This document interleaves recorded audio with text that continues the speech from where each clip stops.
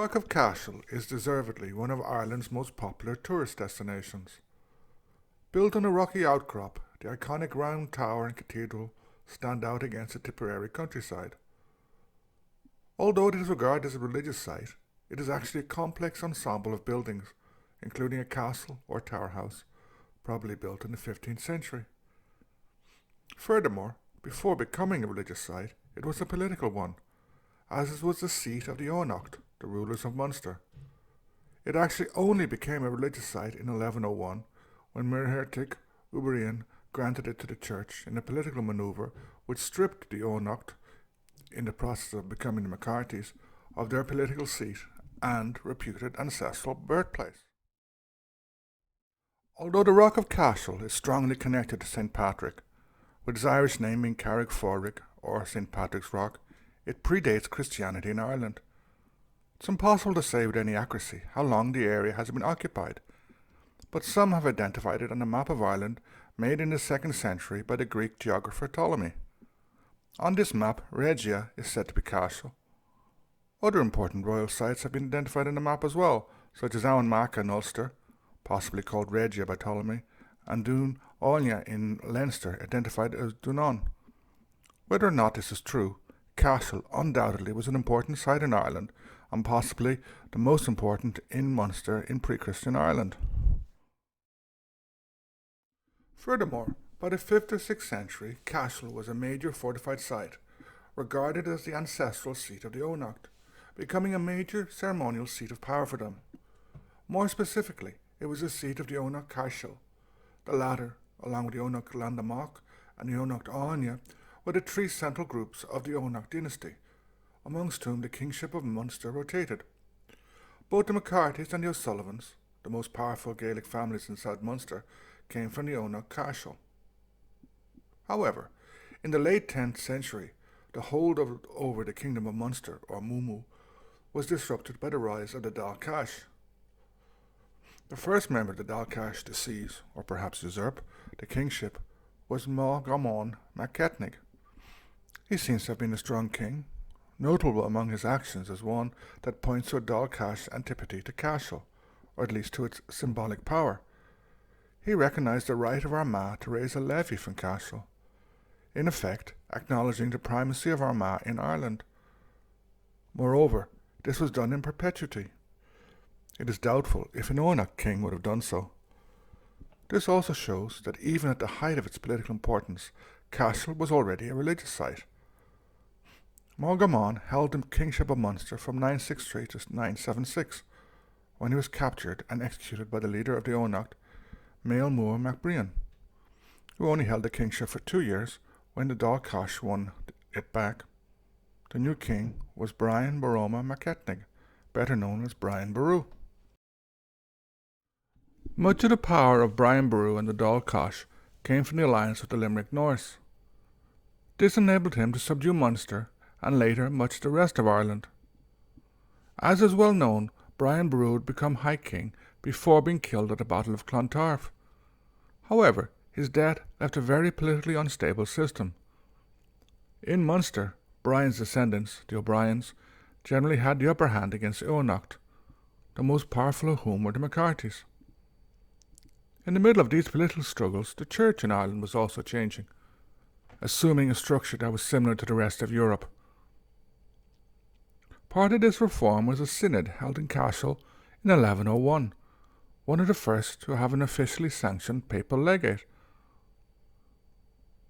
More important was the action of Muircheartach Ua Brian, grandson of Brian and then High King. He gifted Cashel to the Church. This generous gift had a sting in its tail. For the Church it was to be very important. A few years later, when Ireland was divided into dioceses for the first time, Cashel and Armagh became the two archdioceses, with Cashel being responsible for Munster and South Leinster, including Kildare and Glendalough, and later Dublin. On the other hand, this was to the Eóganacht, as Stout says, a crippling psychological blow to the traditional rulers of the territory, as it meant they had lost control over their traditional homeland and power base forever. In the maelstrom of Irish politics between the death of Brian Boru and the coming of the Normans, Cashel remained important. Although it was now held by the Church, control or influence over it was important for claiming the kingship of Munster. Moreover, on the national scene, new groups emerged and the High Kingship moved around considerably. This impacted on O'Brien's control of Munster, especially since MacCarthy power was rising. At the beginning of the 12th century, Turlough O'Connor, on his way to becoming High King, imposed the Treaty of Glanmire on the O'Briens and the MacCarthys, dividing the Kingdom of Munster into two new kingdoms, Desmond, Desmumu or West Munster, and Thomond, North Munster. This led to the MacCarthys regaining control or influence over Cashel, at least for a while. It was in this period that the most magnificent building, the Rock of Cashel, was built. This is Cormac's chapel, constructed under the patronage of Cormac MacCarthy, last King of Munster and first King of Desmond. A few decades later, the Irish political context would be drastically changed by the arrival of the Normans. The MacCarthys would be pushed away from their traditional territory into Cork and Kerry, while Cashel and South Tipperary would become important areas of Norman power, eventually coming under the overlordship of the Butlers of Ormond. Cashel itself would be the seat of the Archbishop of Cashel and one of the most important ecclesiastical sites in Ireland. During the same time, Cashel would be visited by Henry II and another important synod held there. King Henry also granted the town of Cashel to the Archbishop, thereby giving him a certain amount of political power and an income. Cashel escaped the 9 Years' War virtually unscathed. The same did not happen during the cataclysm of the Confederate and Cromwellian Wars. It was the site of a brutal massacre carried out by Lord Inchiquin, Muircheartach Ua Brian, in 1647. Like other O'Briens who had become anglicised in the 16th and early 17th centuries, Inchiquin was Protestant. At this time he was fighting on the parliamentary side, although he would later switch sides. His forces attacked Cashel, where a large number of civilians had taken shelter. The Confederate garrison was heavily outnumbered, but put up a spirited resistance at first. Nevertheless, they were quickly defeated, and although some surrendered, they were all killed.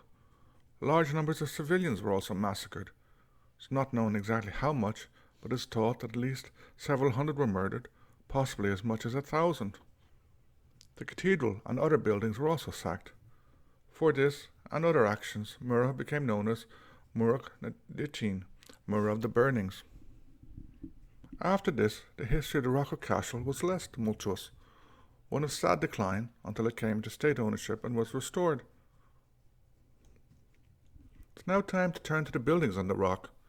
Most of these date from the 12th and 13th centuries, though some are later. The oldest building on the site is a round tower.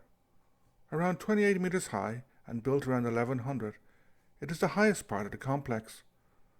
It was also constructed with the dry stone method, though when it was repaired or restored in the 19th century, a considerable part was rebuilt using mortar. Its doorway, which is more than 3 metres above the ground, probably faced the original cathedral. It also has another doorway which connects with what is called the triforium, basically an interior gallery in the cathedral. Undoubtedly, the most magnificent building in Cashel is what is called Cormac's Chapel. This has recently been restored and is really worth visiting. Built under the patronage of Cormac MacCarthy, its foundation date is usually given as 1127 and its consecration as 1134. As part of it seems to be constructed over an earlier building, it probably replaced a previous church. It is built out of sandstone, giving it, even 1,000 years after being constructed, a distinctive appearance. It is one of the finest examples of Irish Romanesque buildings, especially the arched doorways with their elaborate carvings. Some are abstract, but others are animals, including a centaur hunting a lion. It also has twin square towers and a pitched roof. For such a magnificent outside, it is quite small inside. This was deliberate, as Finlay and Harris state in their wonderful blog. What was important was not its size, but the attention to detail and the decoration involved in its construction. It's impossible to describe here in detail the interior of this chapel and the emotion this invokes without drawing on the cold vocabulary of architecture. It is better to let the images talk for themselves and to encourage everyone to see it, taking time to look at the internal frescoes and the decorations on the pillars and walls. Another interesting point is the influences on the chapel. It is Irish, but bears strong influences from the European continent and from England. There is evidence that craftsmen from Regensburg in Bavaria may have worked in it, while others point to Anglo-Norman influences. Also kept in the chapel is a beautiful sarcophagus, said to be the tomb of Taigh MacCarthys, brother of Cormac. It is decorated with interlaced animals and large snakes, similar to the Scandinavian urny style.